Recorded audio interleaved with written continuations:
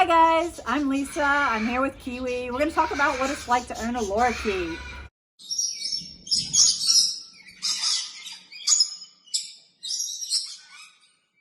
If you already own one or if you're thinking about owning one, we just want to give you some little tips and tricks and information about owning a lorikeet. Lorikeets in general are very playful, affectionate birds. They're very inquisitive. They have a lot of energy and they like to explore and play. As you can see, she's giving me lots of kisses. When a lorikeet plays with you, she rolls on their she will roll over on their back and wrestle. They are a little bitey while they're wrestling, so they like to bite your fingers as they wrestle. But you can always put a toy in their beak or in their hands and let them play with that when they're rolled over on their back wrestling. As you can see, Kiwi's here preening my hair. It's one of the things they absolutely love to do is to take care of you. They'll lick every strand of your hair, or they'll spend hours licking your face, your ears, or some part of your body. But they're very affectionate birds also. Here at the rescue, we get a lot of lorikeets turned in who are naked already. These birds come in naked, usually from poor diets from their past owners. So diet's really, really important to get right with these guys. You want to feed a high quality nectar. The nectar here in Australia, a good brand would be Wambaroo or Paswell's. Paswell's is what we usually choose here at the rescue. We use it because it's a good one that you can serve dry.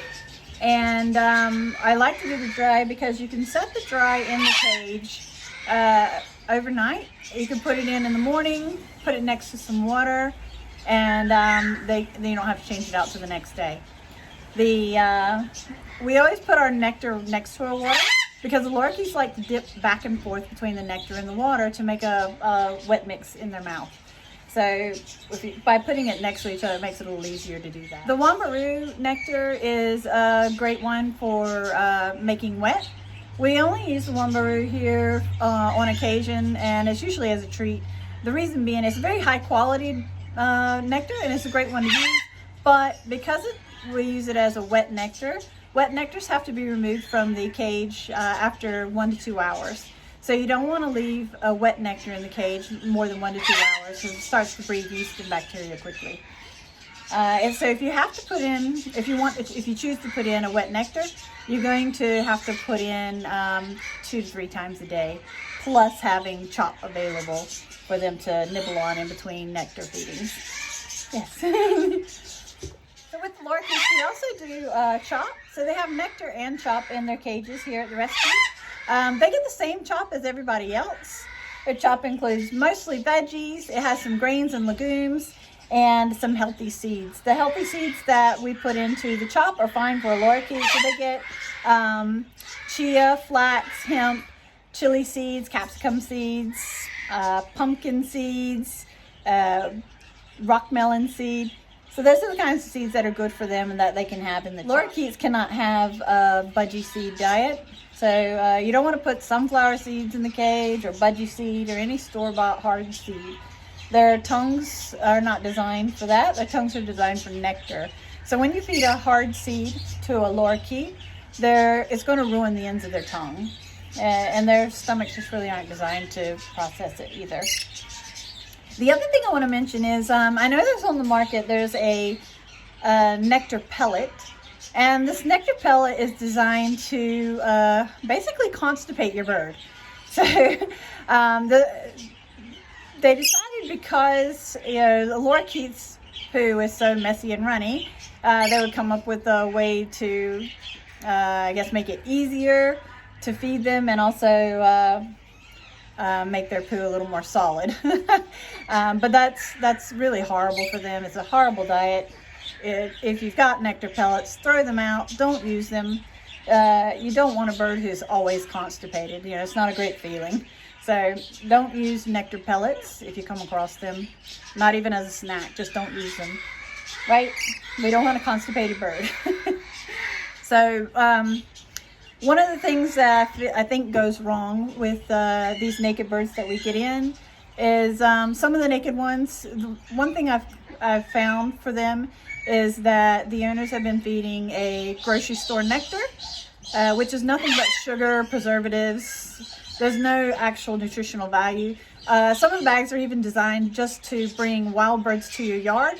They're not even designed as a complete lorikeet diet. So it's really nothing but sugar when I say that. It really is nothing but sugar. It's not going to give them the complete diet that they need. So if you feed a grocery store nectar, they are likely going to have a lot of health issues, and it may end up in plucking or a naked bird. The other thing I find is some people will combine this grocery store nectar with sunflower seeds or a seed diet. Again, it's not good for their stomachs, not good for their tongue, and I think that's what goes wrong a lot with these naked birds. So lorikeets should not have cheap nectar that's from the grocery store. They should not have a hard seed, and like budgie seeds or sunflower seeds, and they should not have any of the nectar pellets. You want to make sure you have a high quality nectar that's a complete diet. We suggest Paswell's or Wambaroo, and then a nice chopped diet that's has a lot of veggies in it. The one thing with our chopped diet, we leave out spinach. We don't use spinach in our diets because spinach is high in iron, and these guys are prone to an iron storage disease. So we try to keep their veggies low in iron.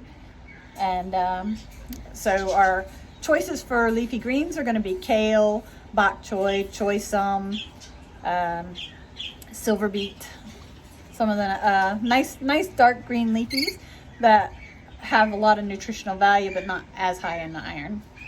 One thing we definitely don't feed is iceberg lettuce. Iceberg lettuce is also, a very watery leafy vegetable that has no nutritional value. One thing to know about these guys is they love a bath. They absolutely love a bath. They will, if you put a big bowl of water out, we usually use a dog dish or just one of the really large silver bowls.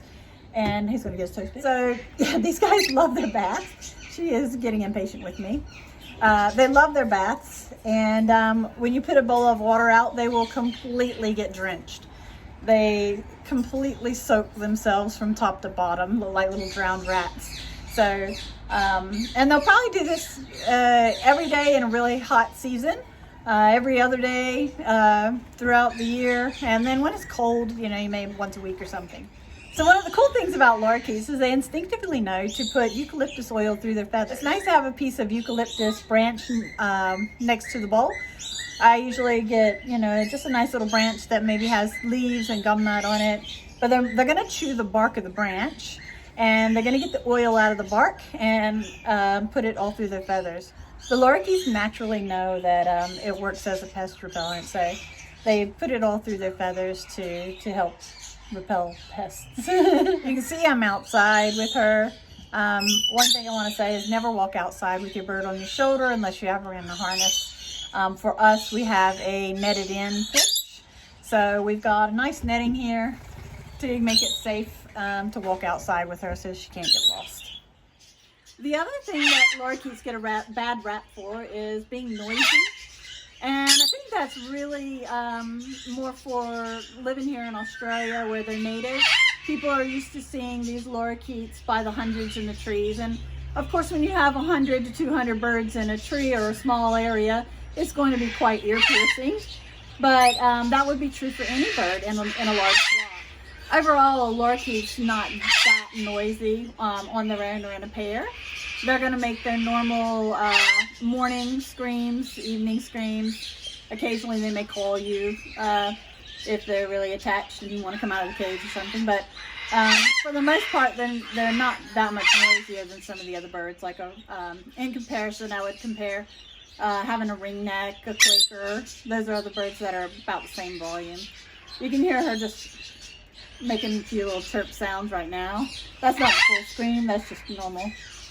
Hi, chatting. Yeah. Do they learn to talk? Yes. Some lorikeets can learn to talk. Not much. You might get a hello out of one or a peekaboo out of one, but it's not going to be very much. They're not really known to be talkers. Personality-wise, lorikeets are great birds. If you want a bird who's affectionate, has a lot of energy, very playful, these are good birds to have. If you don't mind the mess, but again, the mess is not really a big issue if you just set up some wall coverings and floor coverings to catch the poo. And again, it's not that hard to clean up. Thank you, honey.